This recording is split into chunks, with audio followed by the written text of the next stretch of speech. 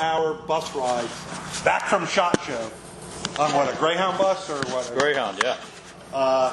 When I heard that, I go, you got to talk about that. For first question, why the hell did you do that? Well, a friend of mine and I had actually driven out to the SHOT Show from Atlanta, and we made it a kind of a historic trip along the way. And I love to visit battlefields and things like that, so we went to Vicksburg and stopped at the site of the duel at the Dumpster in Abilene, and then got to Las Vegas.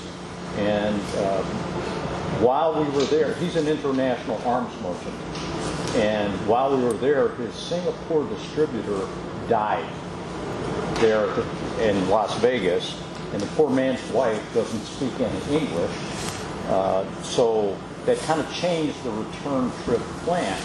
So his death didn't involve like transvestite hookers or something? No, nothing quite like that. Okay. You know, it was in a hotel room. Yeah, but, okay. And it wasn't the transvestite? No. So at any rate, I'm there in Las Vegas, and I have no return transportation home. So I'm thinking, well, what am I going to do? They had these things called airplanes. No. Okay. No, there's no airplanes out of Las Vegas after the SHOT Show. Okay. That ain't happening. So I decided to pursue it as, as we used to say in Special Forces, an unassisted escape and evasion exercise. And the only real transportation was the bus.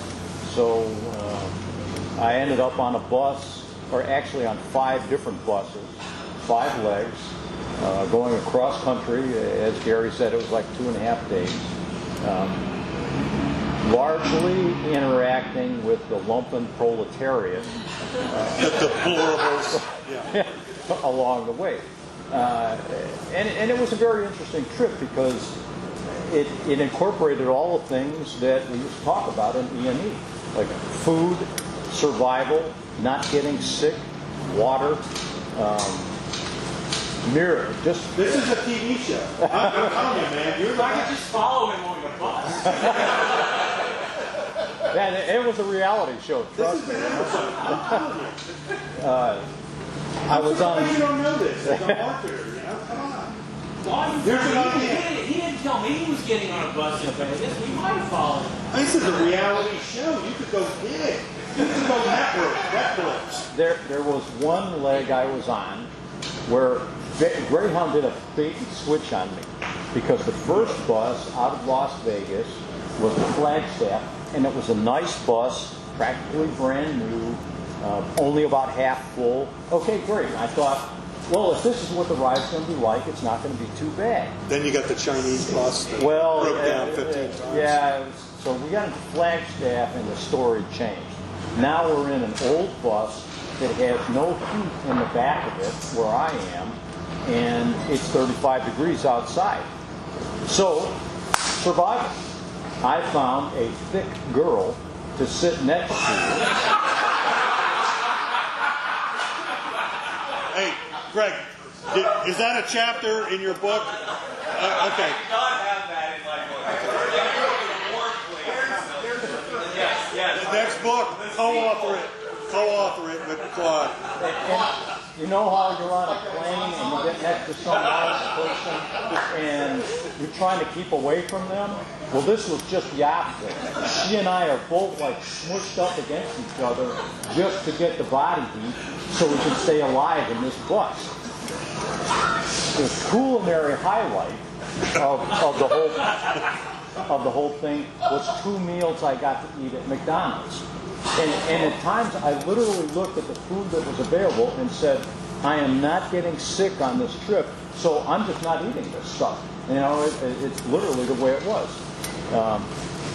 When I got into downtown, where's the McBee trio?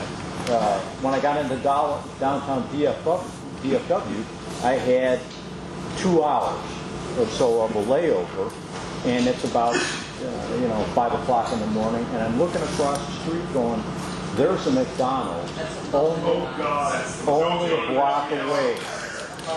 So I figured at 6 o'clock, and there's a timing aspect that became clear to me in this. So at 6 o'clock, I decided I'm going to go over there, and physical security, I have to have my luggage, take it with me. So I go out of the terminal, and I realize I'm now in a transitional area. Actually, oddly enough, Greyhound provides pretty good security in the terminals. They try to limit the access of the bums coming in, and Except you. yeah, exactly. Who else would be on a bus? I was camouflaged. So I go outside, and here's some tweaker on the corner who just collapses as I walk by him. And I said to myself, dude, you're on your own. I see a McDonald's over there. Someone else can call the police for you. I don't give a shit about you. I'm hungry. So that's what I did. And while I was at McDonald's getting my stuff, I could see the fire ambulance come and pick him up, and off he goes. So, it was just an interesting trip. The Greyhound bus terminal in Meridian, Mississippi is more horrible than any place you could imagine in the third or fourth world. Thank God for Mississippi. Yeah, it was unbelievable. I was looking like, I was literally afraid to pee in it. Because the urinal is almost completely full, and I was thinking, if I flush this thing, it's going to run all over the floor, and I don't know if I'll be able to get out of the way of the flood before it gets in my shoes. Hey, where the hell are you going? I'm drinking water. Okay. So it was an interesting exercise. I would not recommend it. If there are some lessons learned. The lumpen proletariat bring their own food on these things. So if I ever had to do it again, I would stock up before I left. Generally speaking, water is available. Food that's edible is, that's sparse. The other thing is that if I was going to do it again, that exact same trip, I would stop and do a remain overnight in Dallas for a night or two, because when I got home, my feet were swelled up and did not go down for 4 days from simply being so inactive, even though every time we had an opportunity to stop, when the bus driver would say, because it was sort of a local, especially between Amarillo and Dallas, that he'd say, okay, we got 5 minutes here. I'd get out of the bus and walk around the bus anytime he gave us the opportunity. Oh, and the trip from Amarillo to Dallas was especially interesting because that leg, the bus originated in Denver. And the bus driver has to deal with potheads all the time. And they kind of create trouble. He said, we're not going to stop anywhere along the way because we've worn out our welcome in every place. So he said, don't get in any trouble on the bus because I will put you out of the bus. And you don't want to be like the guy that I put out south of Amarillo, or whatever town it was, who's on the side of a U.S. highway at midnight and has to find his way back. So there, on that particular leg, there was a guy who was kind of combative. He was just an unpleasant person. And so I was thinking, well, I'm going to stay as far away as I can from him, because I don't want to get involved in him. But if I do, Blockage or no? I'm sorry. Did you still have fixed blockage from that? No.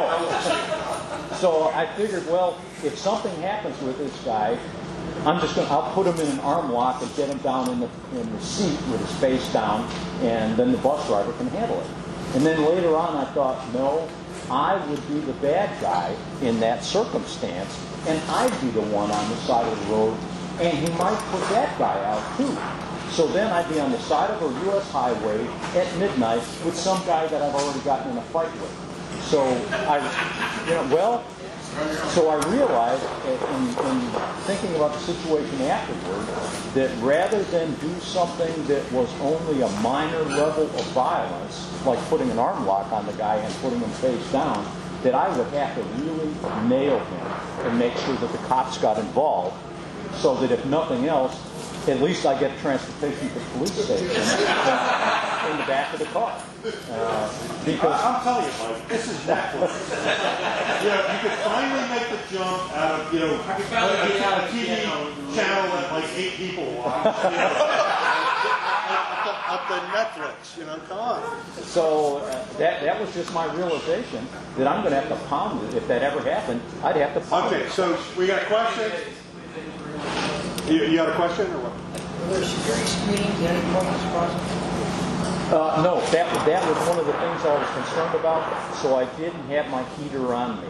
I had a can of pepper spray and a small knife because I didn't know what. That was an aspect that I was concerned about. So, no, there weren't. Like I say, the security people were pretty aggressive. Greyhound hired people that would do their job. In fact, I was accosted by one bum in the Dallas terminal, and I just right away said, "No!" So the whole terminal could hear me. And boy, the security guys came over, and he was gone. He was probably down at the bridge homeless shelter. Yeah, probably. The cops grab him from the Greyhound station right there, and they take him to the bridge. And my wife's involved with the bridge. And no. Did they throw him off the bridge? Yeah. This is in Bosnia, where they threw him off the Mostar Bridge. It's called the bridge for some reason, because they're trying to bridge him back into society. Okay, I got you. Now, Claude, you kind of have an infamous challenge to the gun instructor community to get a real job. Get a real job. Can you talk about that? Well, Quickly. Yeah, real quickly. I just say, look, during Christmas season, all of the retail places, need temporary help. When people talk about that you got to carry a full-size gun, 2 spare magazines, a partridge in a pear tree, et cetera, go get one of those retail jobs and carry all your bullshit with you. And then if you can survive that job for 3 months without getting busted and fired by your supervisor, I will buy you steak dinner.